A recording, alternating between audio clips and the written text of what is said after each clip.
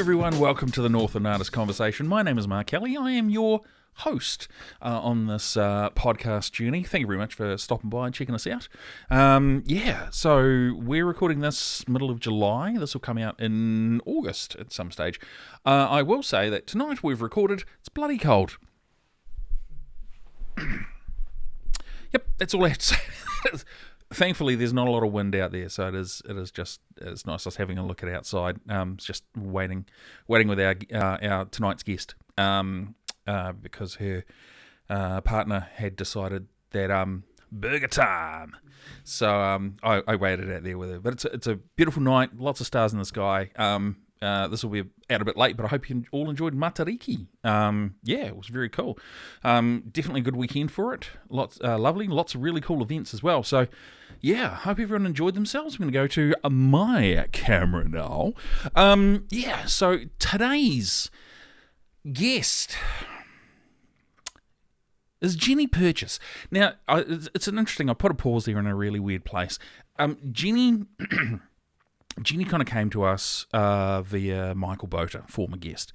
And as we do with pretty much the majority of our guests, I'd say like 95%, we were sitting down having a bit of a chat beforehand.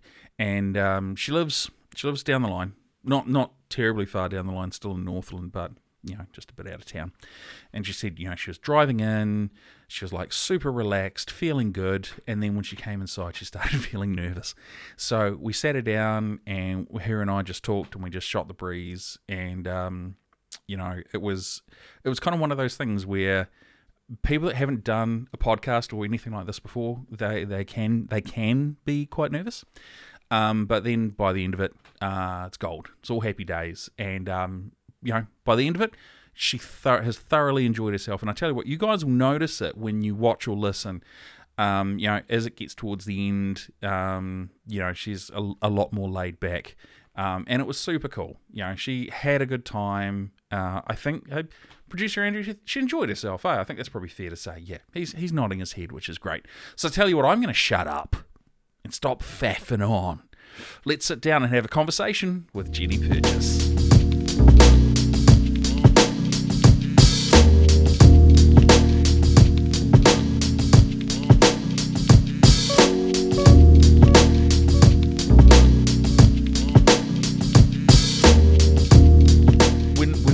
Started this, I have no degree in journalism or anything along those lines.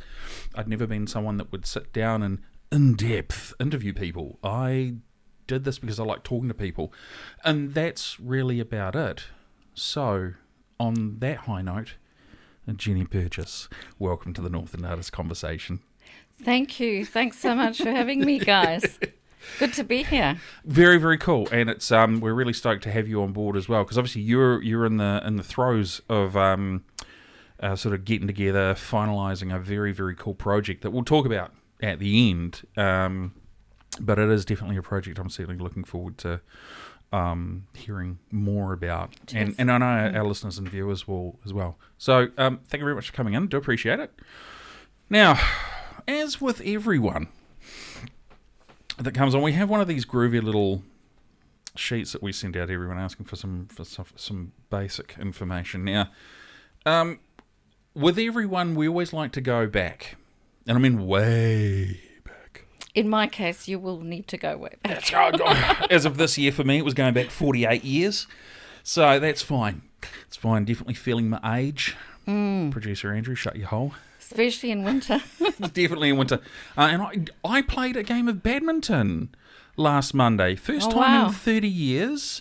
My knee's still sore, my wrist still hurts, and I forgot what forearm muscles were. So, I'd like to thank Aaron Kerr from Northland Horror for dragging me out kicking and screaming. I had a blast, but I still hurt a week later. Ouch. Yeah, and I'm meant to be going back next week. Maybe you should keep going back. You won't hurt so much after a while. Possibly, but that's hard because I podcast every second. We podcast every second week, so True. I can only go once a fortnight.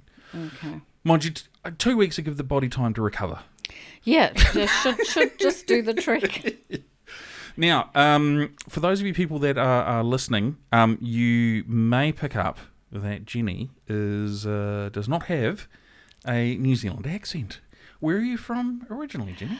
I was born in a country in sort of South Central Africa called Zambia. Okay. Now, but when I was born there in the 50s, it was actually a British colony called Northern Rhodesia. So, Oh, really? Yeah, so there was Northern Rhodesia, which is now Zambia. Yeah. There was Southern Rhodesia, which is now Zimbabwe. Oh, right, yes. And, okay, and there was Nyasaland, which is now Malawi. So the three of them were called the Bechuanaland Protectorate, and they were a British colony until the 60s. Yeah. My parents had actually grown up in South Africa, but they were very unhappy with the politics there Right. in the 50s. Challenging times. Very challenging, because the national government that brought in apartheid had just come into power. Yeah. Now, we're not talking about the National Party. Not the Not New Zealand's National Party. There's a bit of a different National Party. Yeah. Right. Back in South Africa. Back in the day. So they got a job opportunity up there. And, well, my dad did. My mum didn't work. She was a stay-at-home mum with kids. Yeah. So we were born up there and grew up there, and that's why I've got the accent that I do, because later on they sent us to school and uni in South Africa. Right. So okay. I then got educated and got my BA degree in South Africa and lived in South Africa for the first part of my adulthood before I came to New Zealand in 1998. Right, okay, so you were there for a good few years. Yeah, I was there for about 20 years. Okay. And then my life changed radically. I got divorced. I felt I needed to start over, and some more stuff that I'll tell you when we start talking about the project. Yep. That I grabbed my 3 kids, 4 suitcases, and ended up in New Zealand. As a teacher, I had discovered that New Zealand needed teachers. They were short-staffed. Yeah. Shortage, yeah, definitely. Especially in certain subjects, unfortunately not mine, which is English. But, science, maths, etc., etc. Oh, yeah, definitely. And so I thought, well, I'll make a go of it over here. I knew some people that had come here before me, and I also had a distant cousin and his wife living here. Right, okay, yeah. Like a 4th or 5th relative type thing. Yes, yeah, okay. yes. So I'd heard lots of good things about New Zealand. Yeah. And the situation in Africa, both personally and politically at that time, was really difficult. During the 90s, a lot of turmoil. Yeah. A lot of turmoil, if I remember rightly. I mean, geez, for me... The 80s as well. Oh, yeah, well, the 80s especially. I mean, I remember I remember the Springboks coming to New Zealand. I remember the political march that happened, I think it was down Queen Street in Auckland at the time. I remember it was a big deal. And Dad was always really into rugby, like massively into rugby. So I remember him making a big deal out of the Springboks coming over. I was like, oh, okay, must be a big deal. And that's obviously, the years of apartheid, Nelson Mandela, and those sorts of things. Yes. So... We've covered off a lot quite quickly. I know. I know. There's a lot of stuff packed in there. We're going to unpack some of it. Because at the moment you're a part-time teacher. I'm a relief teacher. But your creative expression is writing. Yeah. So you're a writer. Yeah. Now we've had quite a few writers on here now. We've had Lauren Roach, Michael Bota, Catherine Lee, our own Marino Begman, who does short stories. She does all the communications as well for the podcast. And we've had a few others, haven't we, producer Andrew? I want to say Vera Dong as well. We've had a fair chunk, which is great, which is very cool. We always love getting the writers in. I know most of those except Vera. I haven't met her yet. Oh, she was so cool and so lovely. She's from Kirikiriwai. Oh, right. Yeah, so I think she came down for the trip. It was quite cool. So let's unpack your. I guess essentially, we could look at it and say your life has been broken almost into two halves, right? Well, three really, because Three. it was the childhood in Zambia, Yep. and then the education and early adulthood in South Africa. Yes. And during that time, I lived near Durban, Cape Town, and Johannesburg. Right. Yep. Yep. So seen quite a lot of South Africa, and then coming here when I was 42 Right. with Okay. 3 kids And 4 suitcases. and 4 suitcases Yeah. and starting over. Yeah. So I mean, the three. Let's have a look at let's go back to the first part. I guess one of the things I'm really interested in about is having talked with a number of writers. We've had the ones that have discovered their ability quite early on and have just kind of written all the way through, and they will just write anywhere that the motivation takes them. You know, when the muse strikes, it's like scrapbook, start writing stuff Yes. out. But then we've had people that have sort of discovered that skill later on in life. So That's me. that's Yeah. you. Okay. Yeah. But the interesting thing is that having found writing, we've been able to go back and actually identify that there has been some creative expression there from quite an early age. Yeah. What was that for you? Yeah. I remember distinctly in about standard 3. Standard 3 is we called form. Form Shit, what? 5. Form standard 3. Year 5? Year 5. Year 5. Year Come 5. on, producer Andrew, you've got bloody kids. No standards. Yeah, I know standards. You've got no standards either. Well, actually, it sort of really goes back earlier than that. When I was a little toddler, my dad used to read to me every night. Oh, right, cool. And I'd sit on his knee and he'd read, the nursery rhymes and Yeah. stuff like that. And I started getting an ear for language, and I loved all the rhyming stuff, which most kids do, of course. Yeah. And then when we went to school, it wasn't about standard 3, year 5 that we started studying poetry. And Oh, wow. and I started realizing that I had a fascination with language, Right, okay. Yeah. the way it's constructed and what have you. And we'd have to copy poems off the board and illustrate them in our books and all that sort of thing. And I always remember The Highwayman, which is a The Highwayman? traditional British poem about not the Middle Ages, but, the 1800s when stagecoaches used to be attacked by highwaymen, highwaymen, yeah, and okay. robbed and all that. Yeah. And so, of course, your imagination gets aroused as Yeah. well through language, Definitely. because it's something completely alien to you. It was a different country, England. We were in Africa, and you imagine the highwaymen, riding through the night with the moon shining, and so your childhood imagination gets aroused. Yeah. And then, of course, went to high school, and I was very fortunate that I was sent to boarding school, because I actually ended up at a really good school near Durban, and we had some fantastic teachers, and so my love of language grew. I never got into the sciences, interestingly. Yeah. I wasn't, I wasn't interested in biology, science, physics, all that stuff. It was just language, and I studied French at school as well, because of course French is the second most spoken language in Africa. So Really? for teachers, it's a very good second language to have, because so many African colonies were originally French colonies. I did not know that. And a lot of black African people speak French Yeah. as their second language, Okay. other than their original The regional dialects. yeah. And of course, it followed naturally that I went to uni. I did a BA degree in English, French, and German, and, wow. and philosophy. Okay. So I was always fascinated by language. But when we were at uni, there was very little, and school, there was very little creative expression.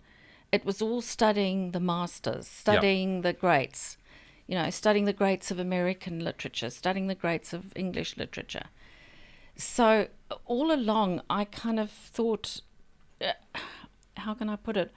I didn't think I could do it, because they were all so marvelous, and they were all so talented, and they were all so good, and I was good at appreciating them, but I didn't, and appreciating language, but I didn't think I had the talent the to bar write. is set so high. It is set so high. If you're It is looking set at so if you're high. looking at Twain and Shakespeare and Yeah. all of Ayn Rand, you're looking at all Yes. of those people. You're going, Brilliant. "Whew, Brilliant, man, this brilliant. is phenomenal." And you look at it and you go, "I'm never going to get there. I can never be as good as these guys," because their works are held in such high esteem now. It's almost like, and we're going to break down this sentence and what they were saying here. It's like, what's a sentence? So I could imagine that, whilst you may have had the desire to start using language in your own way. I was a consumer. I just consumed. I read everything, and I just was a voracious reader. Great word. And because I had a BA, which we jokingly refer to back home as a bugger all degree, because it doesn't actually qualify you to do anything specific. When I left uni and graduated, I actually went and worked in the real world. Okay, right, yep. So on the one hand, I had this double life. I had the world of books that I was reading through Yep. voraciously. Yep. But then I had this ordinary life where I worked in banking. I worked as a librarian. Later on, got into bookkeeping, accounting, management, and eventually hospitality as well. Okay, yeah. Yep. My husband and I ran a nightclub in Johannesburg. So I had this very, very worldly experience, and it was only when I had young children that I decided I was at home with them, looking after them. Three little babies under the age of 5, and I was going crazy with, lack Wow. of intellectual stimulation. So I decided to study to become a teacher. Right, okay. A senior secondary. Yep. So I went from the Teacher. bugger all degree to Yes. parlay that into a teaching degree. Yeah, so my 30s, I got into teaching, Right. really, yeah. Okay. So, And then I started thinking about maybe writing something. yeah. And I wrote some terrible poetry and some terrible lyrics because I'm also a musician, guitarist, and pianist. Yeah. And I just, like I would take a Bob Dylan song Oh, and the yes. rhythm of his lyrics, and Yeah. I would try and put my own lyrics to Yeah. that, and they always sounded so lame. But again, such a high benchmark. Yeah. I mean, yeah, Bob Dylan. He's one of the great. one of my one of the great. absolute greats. I've got a huge photograph of him at home in my study. But you again comparing yourself to a living legend. Yeah. You could have compared yourself to someone a bit more like, Bob down the road that's in the covers band that writes the occasional original. I compare myself to him. Well, he's pretty shit. I write better than him. I think this is where the inadequacy comes in, because you revere these people and you see what they've achieved and you think, God, little old me, will I ever Sure, write yeah. anything worthwhile? Yeah. As it happened, I did write something worthwhile, and I got accepted into AUT's Master of Creative Writing degree, There you go. where I met Michael Botha, Yes. and we were the only 2 short story writers in that year's intake. So Okay. we developed quite a strong bond, Yeah.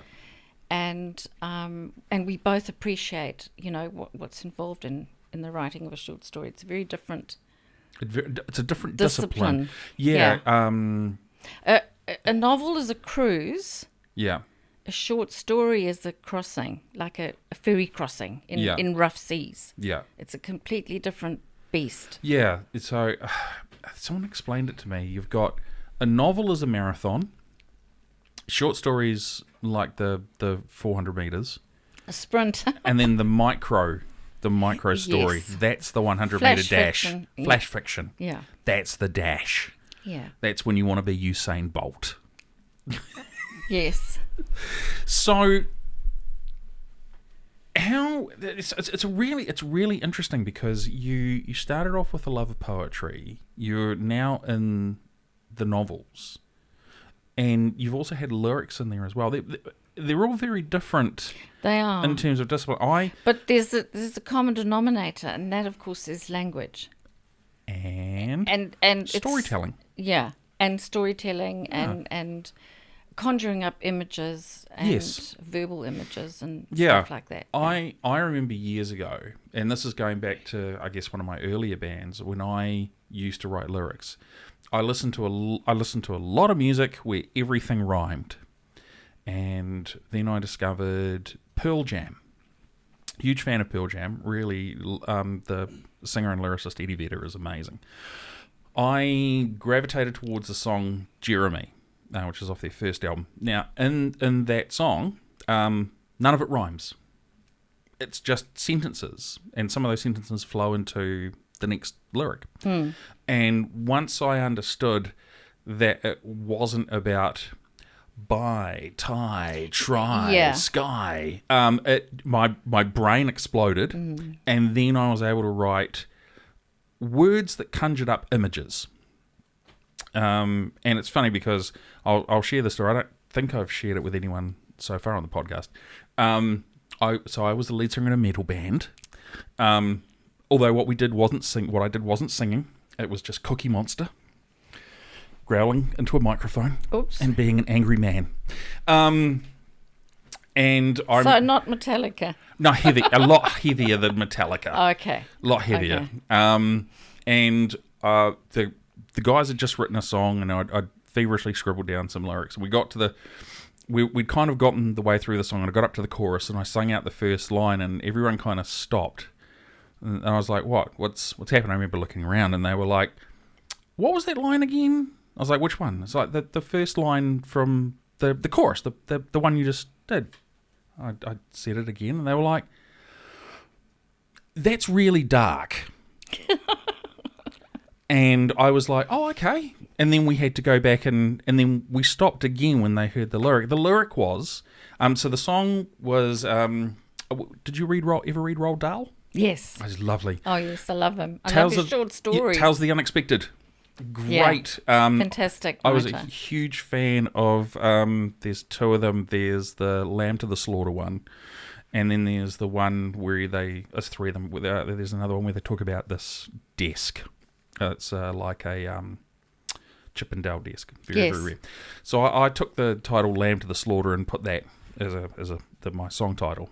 And it was essentially, the song was about someone who was trying to bend you to their will. And the first line for the chorus was, I will devour all your hope. That is pretty dark, Mark. It's a very dark line.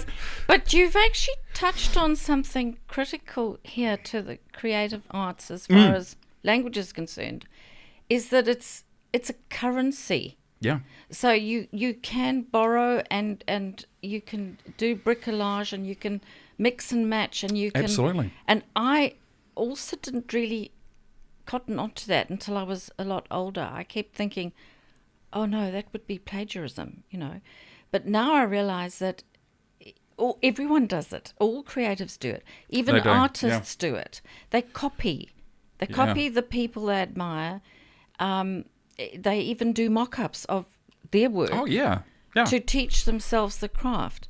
So you've just explained to me now the creative process. You took a title of somebody's story and you made it into something completely different. A song title, and it inspired you to write those very dark lyrics. Yeah, very dark. How very polite of you. They were, but it was funny. We got them printed on the back of a T-shirt. Proved out to be quite popular.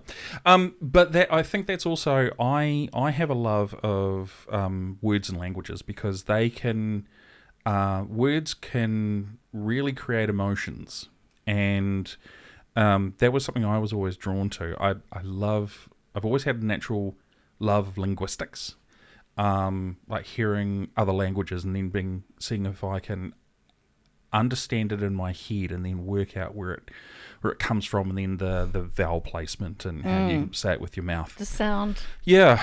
That goes in with you being a musician. Yeah, definitely. And with me too. The sound of language. Being a trained musician, you do respond perhaps on a different level from somebody who hasn't played a musical instrument or studied Absolutely, music. because when you... And producer Andrew, he's a rapper. He does hip-hop. And we'll be doing one of his music videos later on this year. Cool. Yeah, I know, it's very exciting. And but even he understands, and we've had many a conversation talking about different rappers and musicians, and he's shown me some different artists in rap and hip hop, and it's made me appreciate it more. And it's, coming from metal, it's been vice versa as well. So, I think as a creative, you have to be open enough to understand that your small segment is not the only segment. It's a whole range of things. I mean, especially in the world we live in now, where you've got Japanese girls dancing to the Beatles and someone in the southern states of America banging the bongo drums from the Congo. And, I mean, everything is just so available to everybody now that we can tap into any culture. Okay, you've got to be careful about cultural appropriation, of course, but you can borrow and you can steal, but the shiny stuff, stick it into your own work. Yeah, not take the whole thing. Bits and pieces. Little parts is okay. Northland Artists Conversation are incredibly proud to support the Quarry Arts Centre. Quarry Arts Centre, amazing place, located on Selwyn Ave in Whangarei. Such a wonderfully beautiful venue. They are an art gallery, and they have some amazing exhibitions, and they also hold Te Kōwhai Print Trust as well. Another really, really cool artistic endeavour that's done as well. They will have different exhibitions and shows of all different types of medium available as well, and they're such a long-standing venue in the community as well. Highly recommend you checking them out. Fantastic place. Really, really cool to take the kids and family as well. So, Northland Arts Conversation, proud to support the Quarry Arts Centre. Obviously, when you're a creative person, and music, as we were just talking about, you sort of do tend to think of things differently. Now, I'm very, very curious to know about the transition period from stage 2 to stage 3 in your life, because that's not a small stage, because people get divorced. I'm divorced. But leaving for another country halfway around the world with kids and 4 suitcases, quite extreme. Big move. How much of that, if any, has sort of come into your writing? I mean, maybe not directly. Yeah. Like, this happened to me. It's in, the story of Abigail is based on blah, blah, blah, blah. Yeah. Is any of those sort of experiences, have they Some of it seeped has into the writing? Yes. Yeah. You take your emotional memory into your writing. Okay.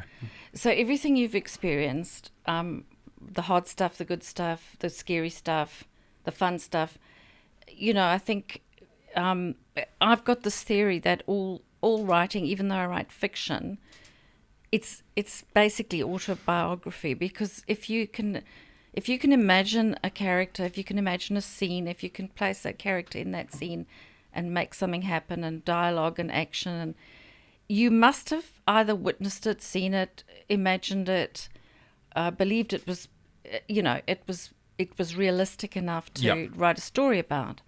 So there is a huge amount of my life in that sense in the book.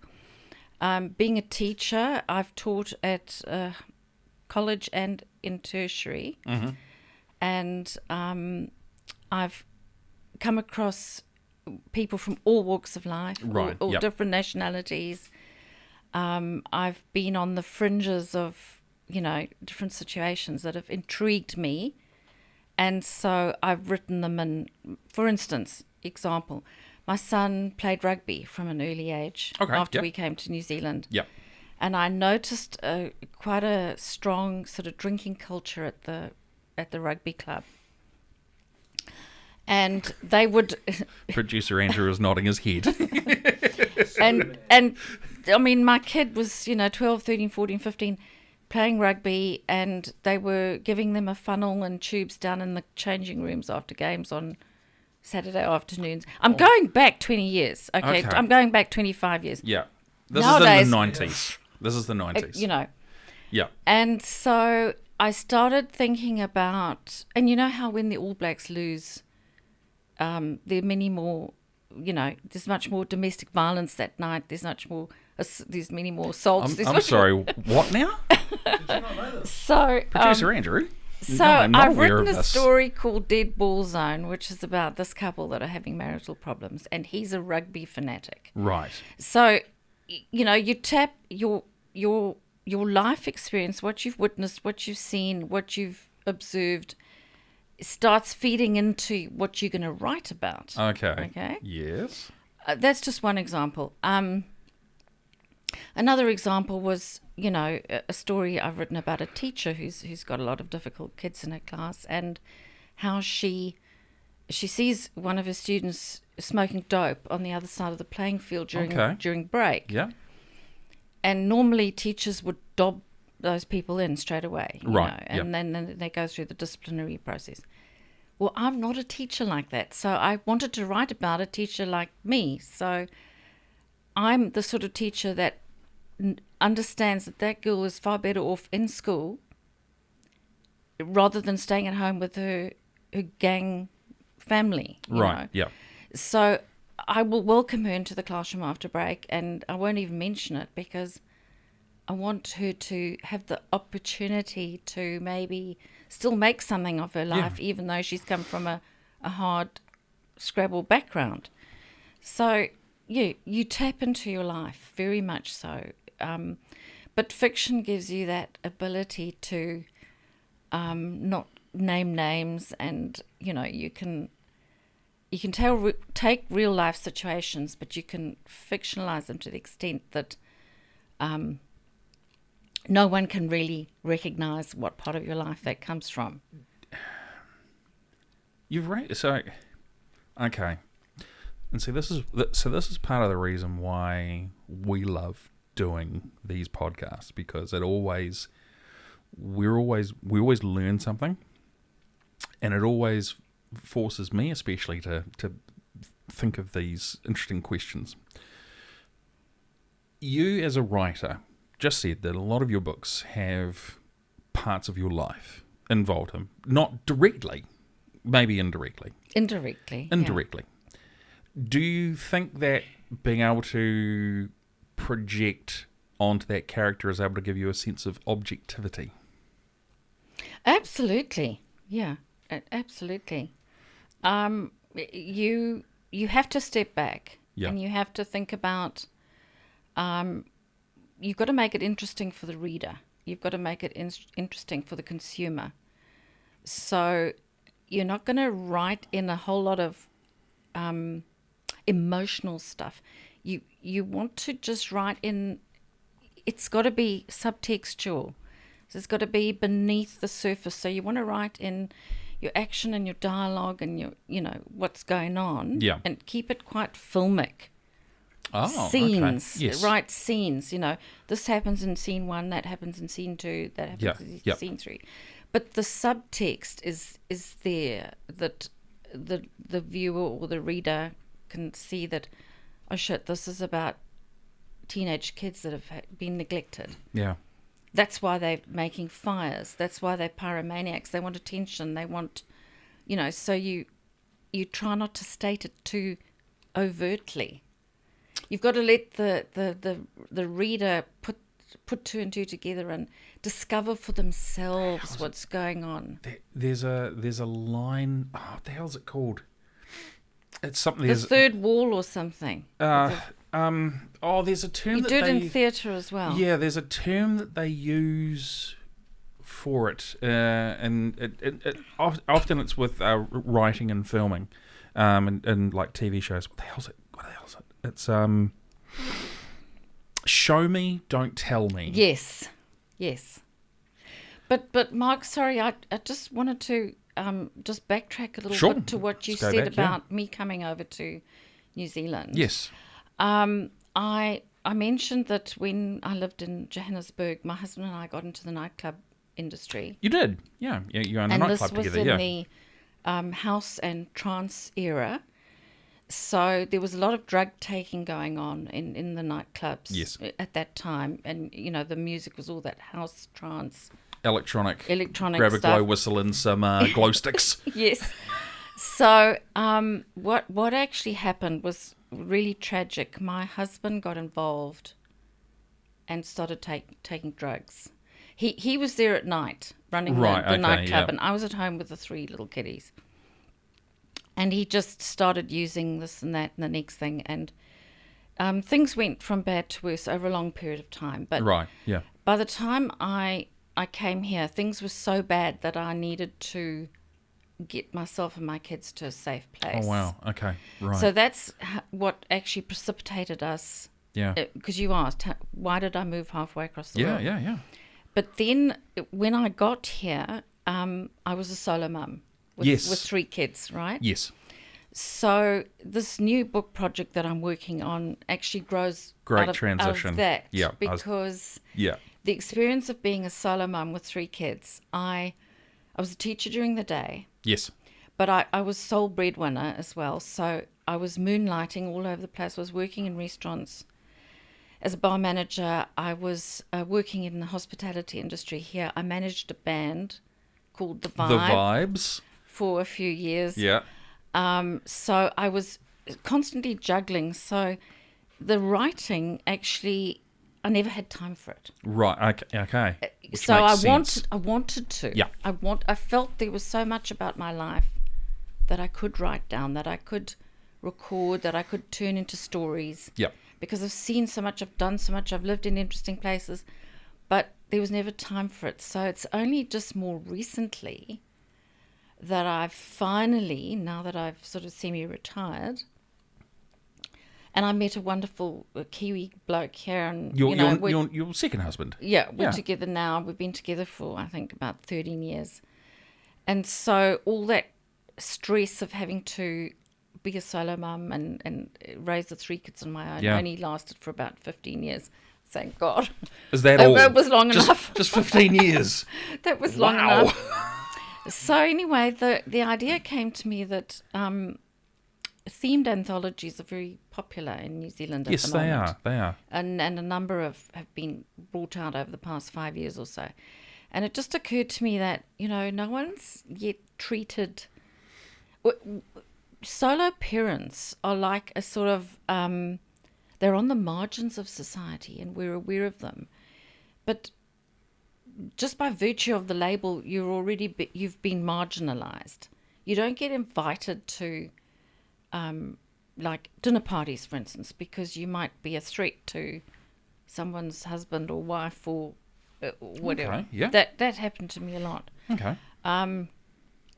And you have all those stresses of having to be mum and dad, nurturer and disciplinarian. Yes. And it's all rolled up in the one person. It gets very difficult at times. So it occurred to me, what about putting a book together with stories, a variety of stories? Yeah. Because once you start looking, you start uncovering all these different absolutely stories about people's solo parenting experience. Yeah. And one thing about art is that, as Stephen King says, art is a support system for life. Yes. It's not the other way around. So if people can see themselves reflected, if they can read about themselves in fiction or see it on film, yeah, or TV series or whatever, they feel acknowledged. They feel they're not alone. They feel that their voices are being heard. So I've had such a fun time collecting work for this anthology. We're going to have about between 40 and 50 different writers. Now, this is called Flying Solo, isn't it? Yeah. Yeah. And we've got some very well-known New Zealand writers, but we've also got some beginners and some emerging writers. Which is great. Which is great, because I wanted to give an opportunity to some new people. Yeah, definitely. Because I was once there, and I know how hard it is to get anything published. Absolutely. So it's really going well, and we've just done a boosted campaign to raise money to pay the writers for their work, which ended up being pretty successful. We're hoping to get the money for the publishing from grants. We've applied for because so it was interesting. You're obviously quite close with Lauren Roach. She's been on the podcast before. When she was on, she talked about the paper shortage that there was at the time because of the Ukrainian war, which I thought was really interesting. Now, I don't imagine that, because you'll be self-publishing?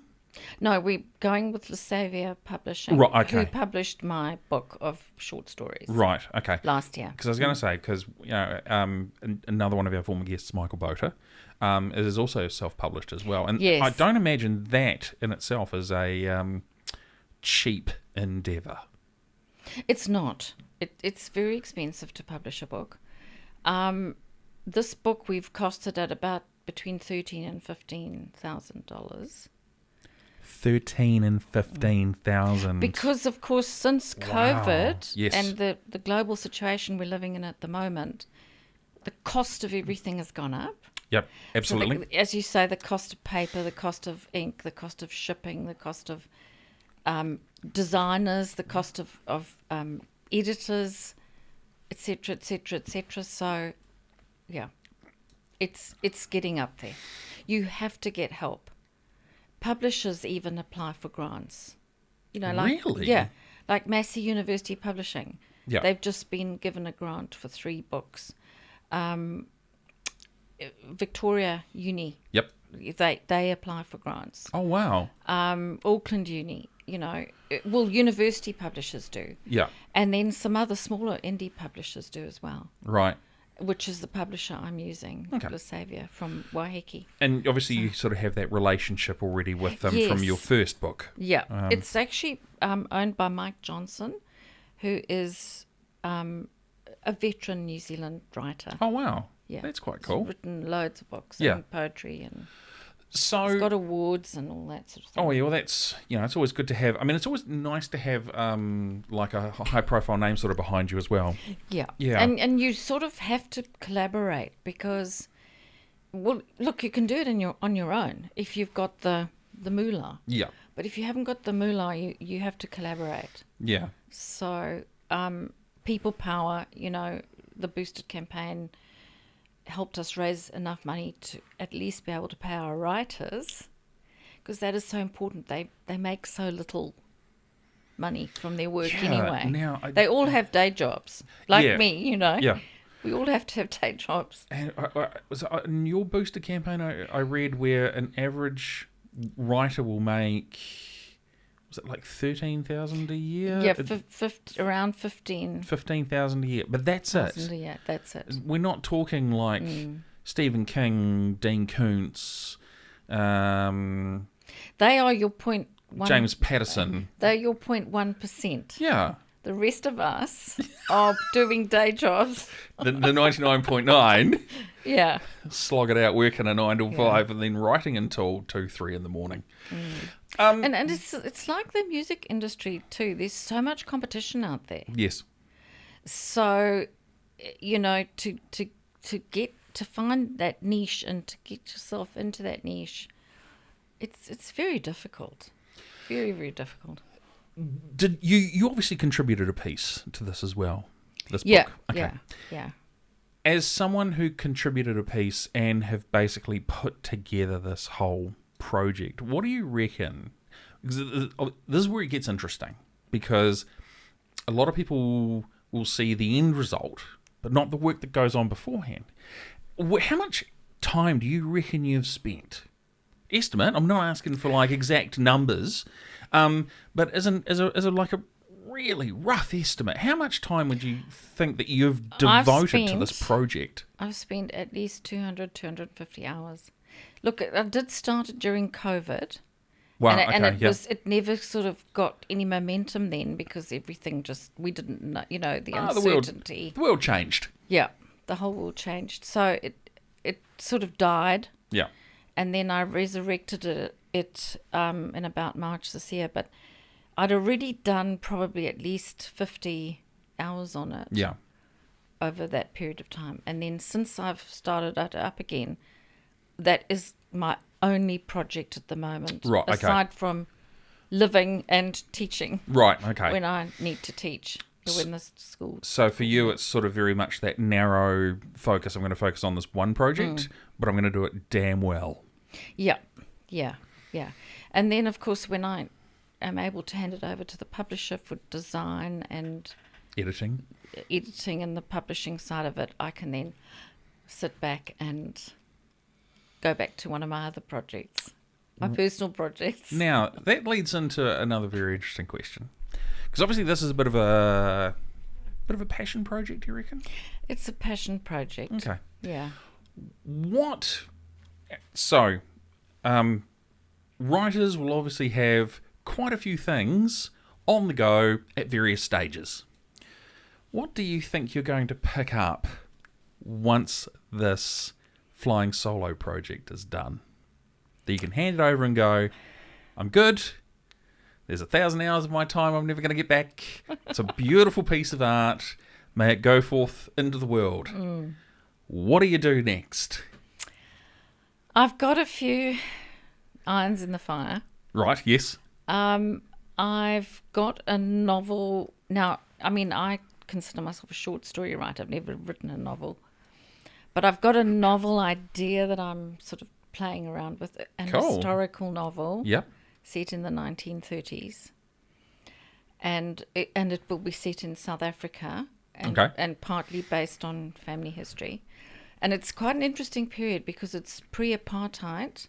Oh yes, and it's when everything started going wrong there, really, and all the racial tension started. So it's actually based on my dad's childhood when whites and blacks sort of rubbed along and lived. Yeah. Normally together. Now, is that pre or post colonisation? Post. Yeah. So I was just trying to remember what that timeline is. It's post the Boer War. Yeah. And it's post World War One, pre World War Two. Yes. Yeah. Yes, that's right. Okay. Yeah. So I mean, obviously, there's a lot that kind of happened in that 30 years. It's a very interesting time in South African history, which South African writers haven't actually tapped into. Oh, really? Other than the chap who wrote Boy, what's his name? Taika Waititi? No, not that boy. Not that boy? He's a legend. The writer. Not Boy, The Power of One. The Power of One. Yes. Bryce Courtney. Yeah. Yes. He's written about that period, but most of our well-known South African writers have written about the trauma of, more recent years. Right, yeah. The apartheid years. So, in a way, it's quite interesting to me to go back to that earlier period and pay it some attention. Yeah. Especially as I grew up listening to my father's stories about their childhood and all their experiences. Because I mean, if your parents were quite sociable, then you would have also possibly heard other stories from your parents' friends as well, that you may have picked up along the way, and it's going to be an opportunity to sort of tap into that. Yes. Excellent. Yes. So with flying solo, I'll just come back to that. Sure. Is there like a scheduled release date? When can people sort of look forward to it? We're aiming for December or January, February. So, Okay, right. I mean, they always give like a 3-month window because other things can go according to plan and you get out at the front end, or Yep. things don't go according to plan and you get out at the back end. Right. Okay. Yeah. And do you sort of have any idea on distribution at this stage? We're probably going to need to use a distributor. Right. Yeah. There's a couple of big ones in New Zealand. Nationwide is one of them. I just can't remember the name of the other one off the top of my head. But it does make your job of getting the book out there a whole lot easier. My own book of collection of short stories, I've marketed myself, and it's been like pushing the proverbial uphill. Because unless you With have those contacts and those relationships, Yeah. Yeah. you know, to push your product out there, and I think it's the same with Like music. pushing shit uphill with a strainer. Yes. Very, very challenging. Yes. Agree on that. Well, that's like independent musicians. Yes. Exactly. I think the difference is, though, is that we can go out and perform live. I don't know how... I know. I couldn't imagine an author going up there going, "Are you guys adequately prepared to listen? I'm going to read a passage from this book." Mark, that's why I loved managing the vibe, because I had a tight 3-piece, not a lot, not a big band. So there's only 3 band Yeah. members to pay. Vocalist, lead guitarist, drummer, and bassist. Yeah. And I used to get 10% Oh, if yeah. I booked them a gig. Yeah. So we charge $750, $800, $850, depending on the venue. And I did nothing, and I just booked the gig for them. And Well, you got to crack the whip and... I had to sort out all the internal arguments. Exactly. Oh, God. Right. Quick show of hands, musicians. Anyone ever dealt with band issues before? Yes. Okay. Quick show of hands. Anyone had to deal with band members' tantrums before? Yes. All right, so that's everyone in the studio throwing a hand up. Well, there we go. Drunk band members. Ah, Stoned band members. band members getting into fights? Yes. Internal band physical fights? Yes. Yeah. Really? Having hissy fits on stage. Yes. Equipment not working. No, Yes. I never had that. I was very fortunate. When we got on stage, we were professional AF. When we got off stage, we all had bitchy moans. Such is life.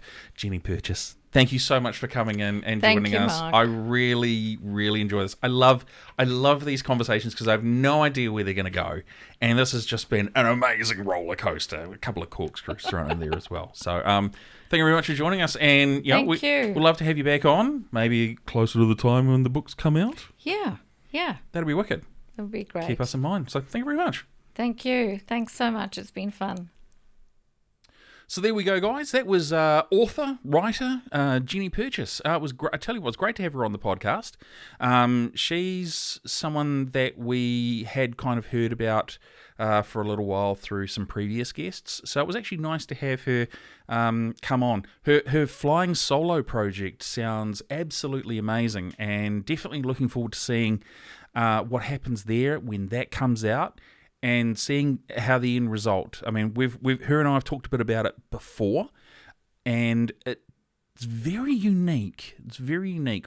To me, what it sounds like is, so you have the overarching umbrella sort of story behind it of being a solo parent or a single parent, essentially one of the two.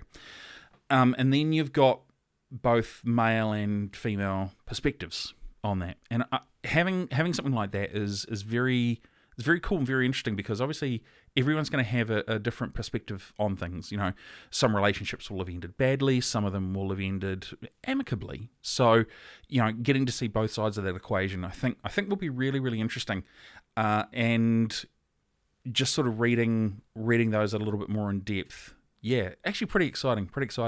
So that'll be due out either late the end of this year or start of the first couple of months of next year, 2024. She mentions it in the podcast. I think it's December 2023, January or February 2024. But, we'll keep an eye out for it. It'd be definitely something I'd be keen to have a read of anyway. Got to throw to my camera now.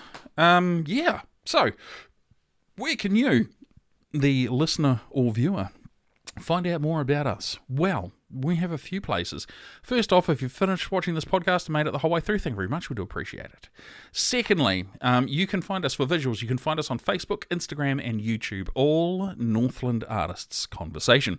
For audio podcasts, you can find us on Spotify, Apple Podcasts, and Google Podcasts, all Northland Artists Conversation. And if you're an artist, or you know someone that is an artist and you think they would be great sitting in the chair, we'd love to have you. Please feel free to reach out to us, and you can contact us via email, hello@northlandartistsconversation.co.nz. Nice and simple. We try and keep it simple. We try and keep everything Northland Artist Conversation, so that way, you can kind of just do a Google search and you'll find us. We also have a Patreon page as well. Patreon is where you can donate, give a little more, support the podcast, help us to continue to grow. We really appreciate it. We have 3 Patreon supporters. I'm going to shout out for them. But what Patreon is we have 2 tiers. So the first tier we have is what we've affectionately called a cup of coffee. It's $5 a month. Nice, simple. Just says, hey, we really appreciate the work that you've done or everything that you've put in. We want to continue to support you. So thanks very much if you are on that one. Second tier we have is Coffee Addict. That's $20 a month. But what you get is you get a few extras that you don't get in the $5 tier. First one you get is we will tell you who's coming up, so that way you're aware. If you have a question that you would like me to ask the guest, you can do that as well. And thirdly, you also get a shout out like these ones. I'm going to give shout outs to our very first patron, Lauren Roach. Thank you very much. Consistently appreciate everything that you do. Really looking forward to seeing this next book that you've got lined up.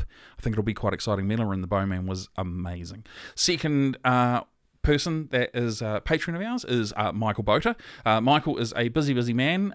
If he is not looking after his kids, he's usually writing. So Mike, thank you very much. Big shout out. He has got a new book that's just finished crowdfunding, a new anthology book. We're going to hopefully get him in soon and sit down and court it all with him, so that'll be awesome. And then the last person is Maggie Coco. Maggie Coco, the amazing musician, super busy lady, constantly touring, constantly writing and evolving as an artist. It's super cool. Guys, thank you so much for supporting us. I really do appreciate it. You can find us 2 different ways. You can go to Google, type in Patreon, that's Patreon, top right hand corner. Patreon, log in, create an account, pick the tier that you'd like to support, and then Northland Artists Conversation. It's pretty simple, nice and easy. Easier way is to go www.patreon.com/Northland Artists Conversation. Create an account, pick a tier, boom, Bob's your uncle. Very cool. We would love to have you on board, and we'd love to have your support as well. I'm going to throw to my wide camera now. It's a glorious time of the year. We're in July when we're filming this, and by the time this comes out, this will be around August, and it means we're going to start rolling into some warmer days, some longer days with a little bit more sunshine. Amazing. Definitely looking forward to it. If there's one thing I love about Northland, it's the beautiful, beautiful beaches that we have. It's the beautiful forests for the walks that you can go on. We are very, very blessed. I will definitely say that. I consider it to be one of those really amazing things.